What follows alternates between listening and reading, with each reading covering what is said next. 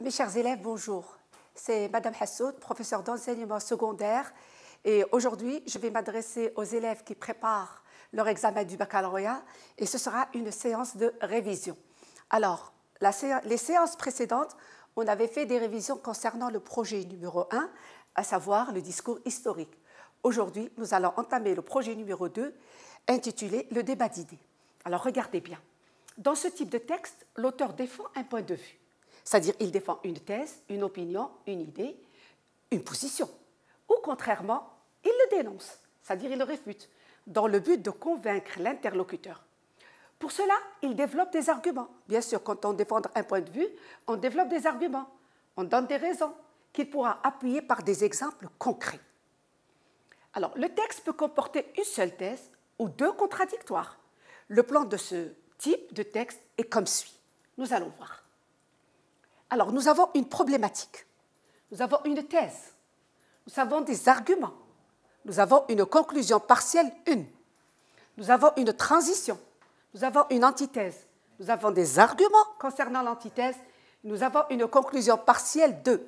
Généralement, les conclusions partielles 1 et 2 sont des conclusions implicites. Et après, on a une conclusion générale. Donc, voilà le plan classique d'une argumentation. Alors, quels sont les points? Attention, ce n'est pas les ponts, c'est les points de langue étudiés. Nous avons les indices d'opinion. Il s'agit de tout ce qui introduit un point de vue. Nous avons des verbes, quelques pensées, croire, estimer, approuver, nier, réfuter, rejeter, remarquer. Nous avons aussi des adverbes, tels que sûrement, heureusement, certainement, probablement, malheureusement. Nous avons aussi des expressions et des tournures impersonnelles. Il me semble que, il se peut que, il est sûr que, sans doute, à mon avis. Tout ça, on doit impérativement les utiliser quand on est dans un discours argumentatif. Nous passons à la suite. Le vocabulaire du débat. Vous savez que chaque type de texte a un vocabulaire. Alors, pour celui du débat, nous avons discussion, polémique, conflit, défenseur, partisan, adepte, protagoniste, antagoniste, adversaire, défenseur, opposant, etc. Ces termes-là, vous allez les trouver pratiquement à tout moment dans un discours argumentatif.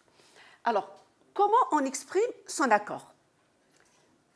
On peut être d'accord, approuver quelque chose, admettre quelque chose, reconnaître quelque chose. Ça, c'est pour exprimer son accord, pour montrer qu'on est d'accord avec une idée.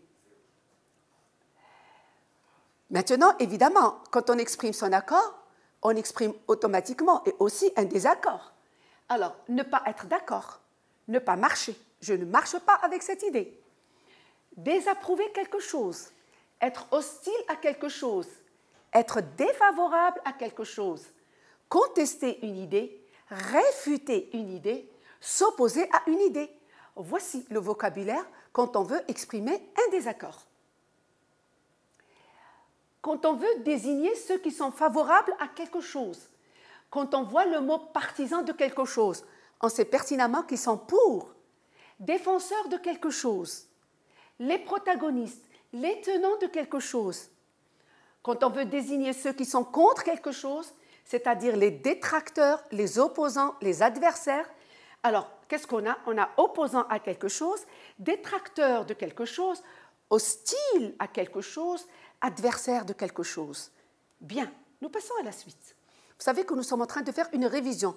Tout ceci, vous l'avez vu en détail dans le projet numéro 2 quand on était ensemble. Signifier un soutien à quelque chose ou une opinion favorable à quelque chose. Alors, on peut utiliser le verbe défendre, vanter les mérites de quelque chose, etc.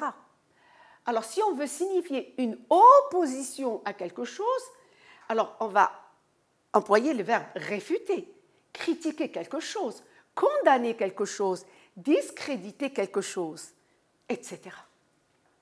Si on veut exprimer un avis ou une opinion, on va dire « je pense que », estimer que, soutenir que, croire que, à mon avis, juger que, trouver que, soutenir que, affirmer que, selon moi, pour ma part, il me semble que, d'après moi, en ce qui me concerne, etc.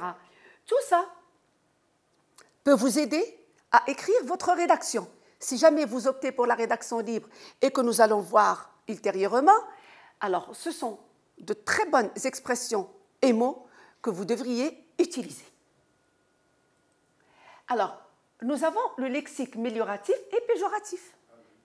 Lexique mélioratif, tout ce qui exprime une idée favorable, positive, et lexique péjoratif, il exprime une idée défavorable, c'est-à-dire négative.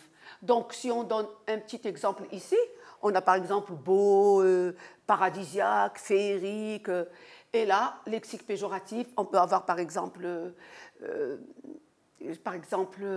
massacrer, tuer, négatif, nuire, hein, etc. Voilà. Alors, on a aussi des articulateurs logiques tels que ceux qui expriment la cause et ceux qui expriment la conséquence. Pour la cause, nous avons grâce à plus groupe nominal, à cause de plus groupe nominal, pour plus infinitif passé, en raison de plus groupe nominal, vu plus groupe nominal, faute de plus groupe nominal, parce que plus l'indicatif, puisque plus l'indicatif, comme plus l'indicatif, étant donné que plus l'indicatif, vu que plus l'indicatif, et sous prétexte que plus l'indicatif. Tous ces articulateurs qui expriment la cause, nous les avons vus en détail. Ça, ce n'est qu'un petit rappel.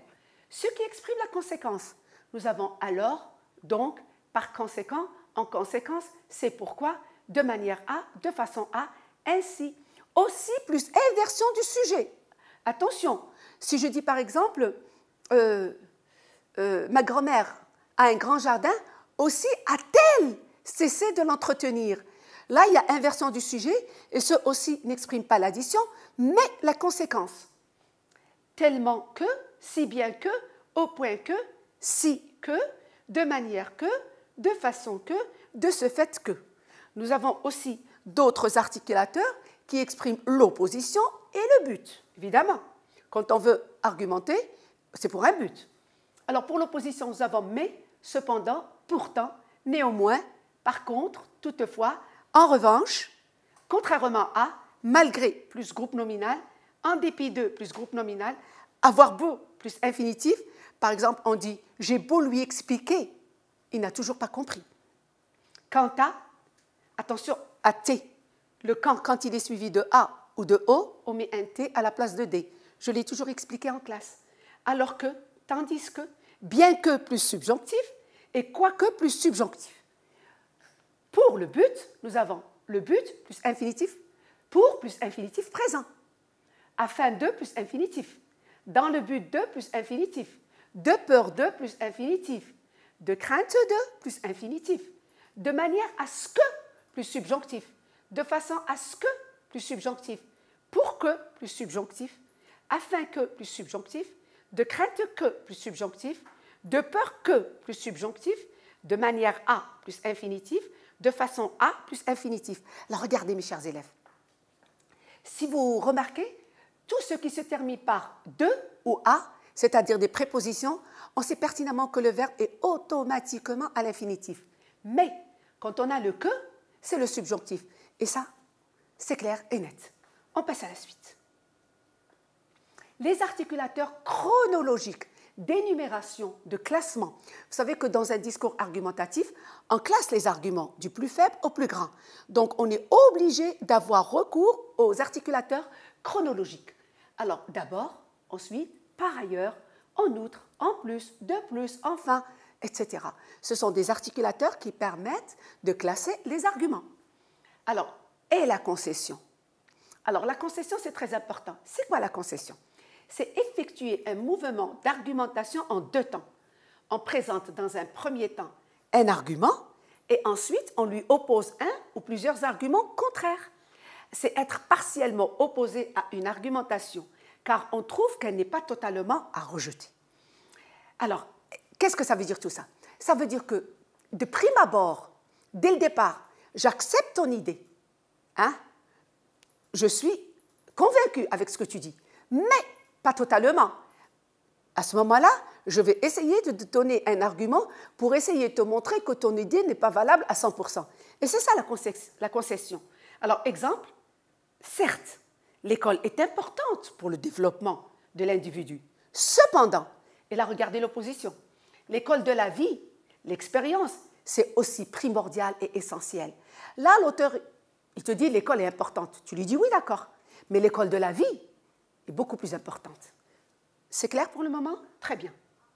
Alors, la visée communicative dans un discours argumentatif. Attention, quand on vous demande quelle est la visée communicative, et ça, on vous le demande tout le temps.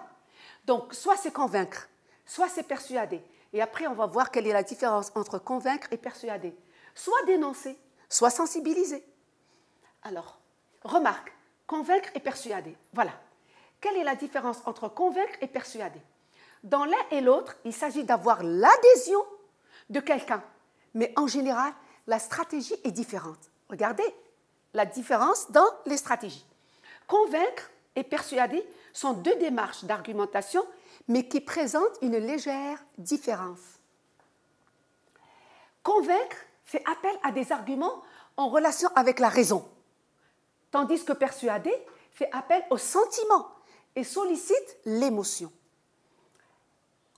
Convaincre fait appel à l'intelligence, à la pensée, et permet de faire reconnaître le caractère véridique d'une idée ou d'un point de vue, c'est-à-dire c'est vrai, clair et net.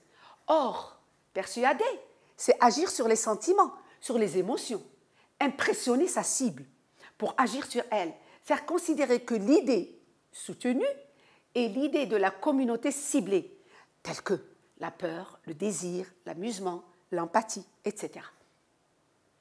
Alors, est-ce que vous avez saisi la notion de convaincre et persuader?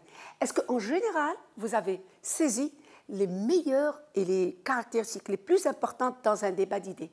Alors, mes chers élèves, tout ça va vous aider à non seulement reconnaître un discours argumentatif, mais aussi à vous aider à faire une production. Sur ce, je vous dis au revoir et j'espère que vous avez très bien saisi. Et c'était Madame Hassoun, votre professeure de français.